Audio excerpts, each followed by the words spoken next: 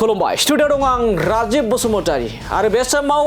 जोंनि साफ्रोमबो ट्राइबेल माहारिनि रायजो राजाफोरनिसिम मोनसे सोंथि आरो जोंनि साफ्रोमबो बर' हारिनि रायजो राजाफोरनिसिमबो मोनसे सोंथि आथिखालनि जाखांफुनाय जेन जेटनि सोमावसारनाया जोंनि बर' हारिनि थाखाय खैफोद ना जोंनि बर' हारिनि थाखाय रैखाथि नोंथाङा बे सोंथिनि फिननायखौ जोंनि बे खौरांनि कमेन्ट सेक्शननि गेजेरजों फोरमायहर आरो नोंथांमोननि बे कमेन्ट सेक्शननि गेजेरजों कमेन्ट हरनायखौ जों फिन आरोबाव जोंनि बे खौराङाव लाबोफिनगोन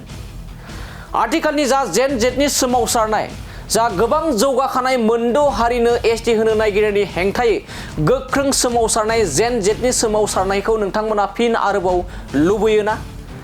जोंनि बर' हारिनि साफ्रोमबो रायजो राजाफ्रा जेन जेटनि सोमावसारनाय जा मोनद' हारिनि एबा गोबां जौगाखानाय मोनद' हारिनो एसटि होनो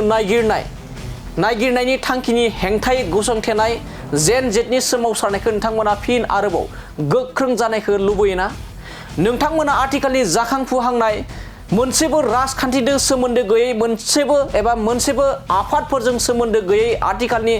जाखांफुनाय लाइमोनफोरनि सोमावसारनायखौ नोंथांमोना दिनै गोजोननाय मोनदोंना एबा गोजोननाय मोनाखै नामा